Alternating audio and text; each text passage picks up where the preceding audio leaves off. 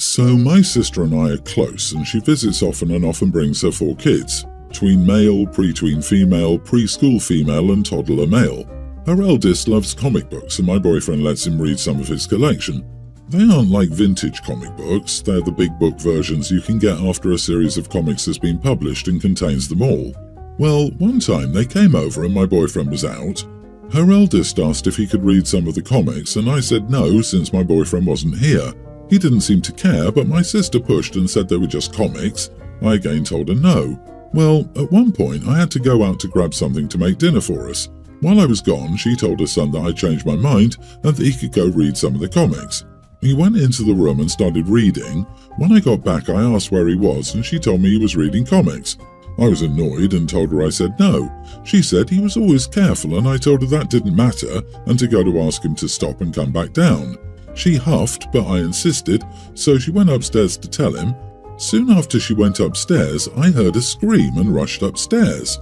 My boyfriend owns many comics, but he arguably owns a lot more spicy kind. So instead of grabbing a regular comic, he grabbed and read one of them. My sister was screaming and grabbed it from him, asking why I owned something like this when I knew kids are often in this environment. I reminded her that 2 adult men live here with no kids. She said it didn't matter and insinuated that my boyfriend had been letting her son read these kind of things, which is not true. She tore out some of the pages and told me she was leaving. I told her she would have to pay to replace the book, but she refused and left. She is now texting me that I need to apologize for traumatizing her child. I told her it's her fault and I told her no multiple times. But now her mother has gotten involved and told me I should have explained when I said no that it was because my boyfriend also owns comics not suitable for children and that I was being rude by dismissing her. So am I the idiot? A tween boy sneaking a spicy comic book should surprise literally no one. You are not the idiot and I wouldn't back down an inch. Your mother is way out of line, undoubtedly because your sister lied to her about how things happened. Either way, your nephew isn't traumatized by the manga. If anything, he's traumatized by his mother's messed up reaction to the problem she created. Yes, 100% of what was actually traumatizing was the mom's reaction, which makes her doubly at fault. Seriously, she didn't accept a no, then get a consequence to which her reaction was actively vandalizing someone else's property while moving the goalposts of her patently absurd argument. Oh, and of course, she was fazed that you were being rude or dismissive after she ignored your objections constantly and even went behind your back. And now it's your fault that she let her kid do something unsupervised against which you objected. Funny how bad parents never seem to see when it's their fault. It always baffles me with these stories that people don't realize the angry texts or phone calls they're getting from other people are almost guaranteed to have been based on lies by the other person. I'm second-guessing myself because family member X called and said why. Yeah, because they were lied to, LOL. Agree. Please hand me the string of pearls so I can clutch them after you. OP, your mother is 100% wrong. You said no, and that should have ended the argument right there and then. No one should have to explain a no for someone to respect it. And as far as the book goes, she 100% needs to pay to replace it. Whether she approves of it or not, it was not hers and she damaged it. And that is what she gets for the assumption that all comics are for kids. I don't know how far you're willing to take this, but depending on the value of the vintage comic book, you could take this to small claims court to teach her a solid lesson. She messed around and found out, only to respond by messing around more. Wow, your sister is a piece of work. Hopefully she doesn't have any more kids. Maybe she uses your stuff to entertain her kids during visits. What normal, organised parents would do that in a home with no kids? She set herself up. My husband, 38, and I, 36 female, have been married for 10 years and have 3 kids, pre-tween, young grammar school and toddler. Yesterday was Mother's Day and my husband is notoriously bad at gift giving and that sort of thing. I have rather specific tastes, so I have to coach him on what I want for birthdays, Christmas, anniversaries, etc. But yesterday, he actually did a pretty good job. He had the kids all make me handmade cards, made me breakfast in bed, took the kids out the house for the afternoon so I could get a mani-pedi and relax, and got me a nice bottle of wine with some fancy cheese and chocolate. Last night after the kids went to bed, I thanked him for a great day and expressed how surprised I was that he actually stepped up. He told me I deserved it. But he also said that he hoped that I could do something similar for him for Father's Day this year. I asked him what that was supposed to mean, and he asked me if I remembered what I did for Father's Day last year, but I couldn't remember. He then reminded me that I did nothing for him for Father's Day last year. Then I remembered that I was at my sister's wedding for Father's Day last year. My youngest sister had a small out-of-state child-free wedding last June, which happened to be on Father's Day weekend. I was the maid of honour, and since our kids couldn't come, my husband stayed home with them while I was gone from Thursday to Sunday. I had every intention of still doing something for him for Father's Day, but I must have forgotten entirely and he never brought it up to me. So I felt a little blindsided and put on the spot when he asked me to remember what I did. I told him that I was sorry I forgot to do anything for him last year, but that I didn't appreciate being put on the spot like that. I also don't appreciate the implication that I purposely forgot or did nothing for him on purpose. I had a lot of things going on at that time last year, and I fully admit that I spaced it out and completely forgot. That's my fault and I accept it, but don't rub my face in it. I asked him why he didn't just bring it up to me, and he said it's not his responsibility to remind me. He said he didn't bring it up because he figured I'd get defensive about it and try to make excuses, exactly like I was doing. He then reminded me that I also forgot to get him anything for his birthday last year. I told him that I didn't forget, his gift was just delivered late. He then told me he has access to our Prime account too, and he saw that I ordered it on his birthday. I told him he was being a jerk and ruining what was, up until then, a perfectly good Mother's Day. He said he's not trying to be a jerk, he's just letting me know that he needs to feel that there is some reciprocation for this kind of thing. Now I feel like he only stepped up so he could rub it in my face that I didn't do anything for him last year. You are the idiot. So your husband is a terrible gift giver, yet you did nothing for Father's Day and only half-baked a last-minute gift for his birthday. Are you somehow trying to blame him because you did nothing for him on Father's Day and almost forgot his birthday? Girl, what the heck? Yes, you went to a wedding, but you couldn't manage to have the kids give him a card at least. He most likely did you a good Mother's Day because he didn't want you to feel how he did last year. Being out of town is no reason not to have a plan and something delivered. I reschedule holidays all the time. It's not hard to say to the honoree, I have to be out of town on X date, but let's do something special for holiday the weekend before or after. They know you didn't forget, you still do something to celebrate them, and whatever needs to get taken care of gets taken care of. OP, you're getting defensive and it's making you an idiot. You're the one who's repeatedly screwed up. It doesn't sound like he was trying to rub your face in anything, just that he was saying he was glad you appreciated the effort and that he'd appreciate a similar effort from you in the future. You're the one who couldn't even remember you'd done nothing for Father's Day. You only have one person to be angry at here, you.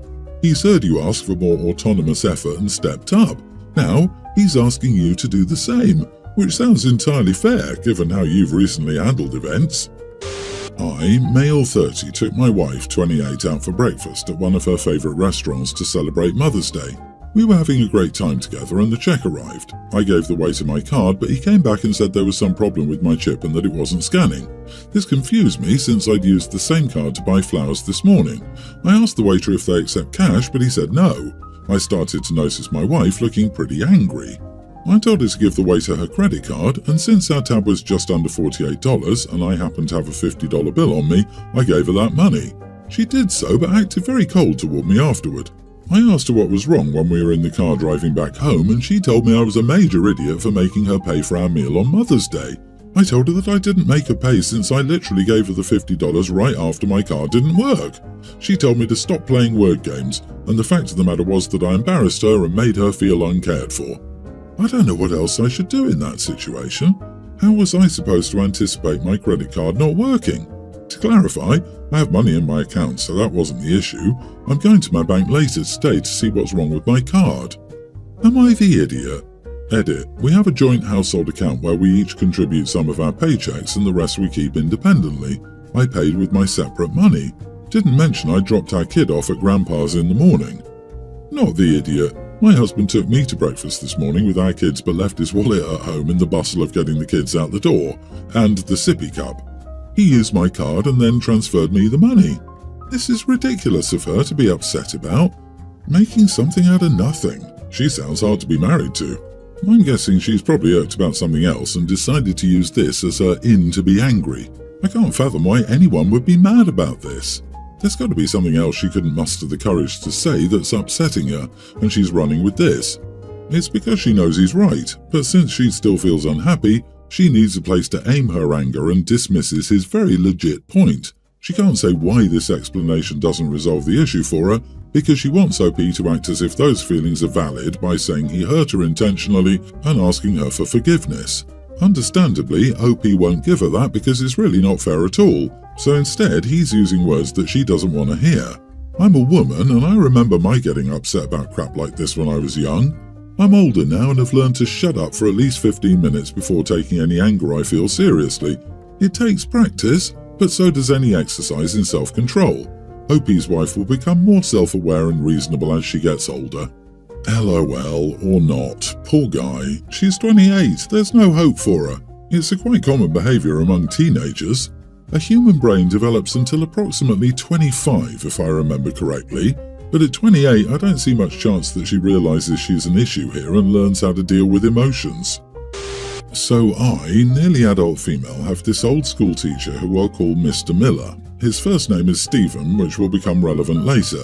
He's in his late 50s and super strict, especially with the girls for some reason. He also has a special hatred for students who cut class. After some kids in my hour pulled a stunt earlier this year, they asked to go to the bathroom and didn't come back to class. He's had a policy that students can't take their bags to the bathroom. His rationale is that if students leave their bags behind, then they'll have to return for them. As you can imagine, this rule has frustrated the girls in the class. Unfortunately, as you probably know, often women's clothing doesn't have pockets large enough to fit a pad or tampon discreetly. I've just dealt with it by wearing bulky hoodies and putting my pads in the front pocket. Still, it's been really hot lately and our school has bad quality AC, so I didn't wear one on Thursday. Anyway, about halfway through Mr. Miller's class, I raised my hand and asked to go to the bathroom. He said yes, and I stood up with my bag hoping he wouldn't notice. He noticed. He reminded me, in that condescending way that older teachers talk down to teens, that I had to leave my bag in the classroom. I don't know how the exact convo went, but the following is the gist. Me? Sorry, I need it. Mr. Miller. I don't care, I make the rules in this classroom. Please go to the bathroom without your backpack or sit down. Me. Come on, please, I need my bag. Mr. Miller. All right, I'll bite. Why in the world could you possibly need your backpack? Me, now extremely frustrated and needing to pee really bad, shouting, because I need a pad to soak up the blood that comes out of my lady bits, Steve. Then I stormed out, bag slung over my shoulder.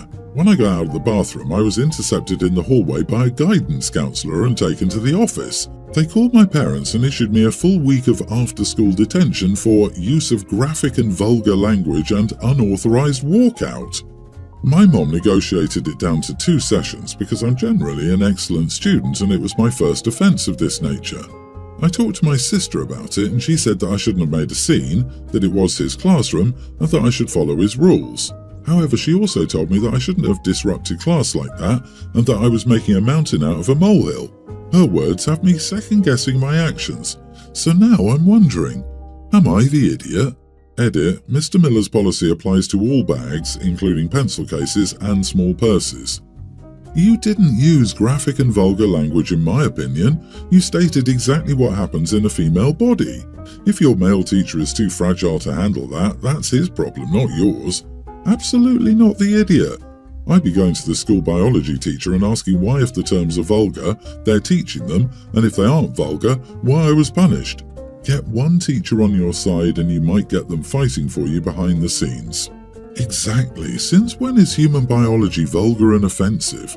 This is some straight-up misogyny crap. You need to go back to the school and ask them for a list of the appropriate terms they'd like people to use to describe menstruation, and request they post them in every classroom so students know what correct terms to use. Would they prefer you say your uterus is shedding? Please do tell. This is crap. If you have the energy, fight this. Gen Z girlies take zero crap. It's incredible. Shame on the school for shaming you for normal bodily function. The most vulgar word in that sentence is probably Steve. When said right, that can certainly sound like an insult. Actually, shame on OP's parents. I would have fought for no punishment for my kids. If I needed, I would have gone to the school board. Any school Facebook pages? I would post there too. Your mom should have gone to bat for you instead of negotiating it down. I'm sure you aren't the only one being punished because of this misogynistic idiot. For background, me and Leslie, dated in high school but broke up because she lied to me about her feelings. It caused me to have trust issues years later, and I'm still working it out in therapy. My wife Holly lost her grandfather last week. I never had a chance to meet him since he lived in a nursing home, but she was devastated. We flew down for the funeral this past weekend. While there, I was shocked to see my ex. The funeral was nowhere near our hometown, so I had no idea what she was doing there. I walked over there to confront her, and she said she worked at his nursing home and was very fond of him. I told her I didn't care that this funeral was for family and she needed to leave. Frankly, her being there in the first place was creepy. She told me she had no idea I would even be there, and she was invited to the funeral by the family, so she was staying. I told her that if she didn't leave, I would call the cops for harassment and stalking, since I told her years ago I never wanted to see her again. She made both my wife and me uncomfortable. Later, she saw reason and left, and the rest of the funeral went ahead as planned. My wife was happy I made her leave, but now her family is mad, especially her aunt. Her aunt lived nearby, visited him most, and said that my ex was her dad's favourite nurse. I guess seeing her family mad has now made my wife question if I did the right thing, because now even she's saying we should have just let her stay. But I still think I did the right thing by kicking the psycho out. You are the idiot. You caused a scene at a funeral for a person you've never met because your high school ex was there? What a damn nightmare. Your wife is still with you after you publicly threw a tantrum over having to be in the same room as an ex from high school? It's not about you, moron. You had never met the deceased. She was invited to the funeral and had obviously cared for him. She wasn't there because of you, and you should be ashamed of making yourself the main character here and acting out of spite because of a high school ex. What sort of entitlement did you feel that you get to decide for the funeral guests of someone you've never met? How dare you? You should have left if you were uncomfortable, not her. Clearly, whatever type of therapy you're getting isn't working if the first thing you do when you see your ex at a funeral is to cause a scene, threaten to press false charges for stalking her, and kick her out of the funeral that she was invited to. Of course your wife is also the idiot for giddily going along with your adult tantrum, despite the wishes of the rest of her family and the wishes of her deceased grandfather. Both of you peaked in high school and haven't matured since.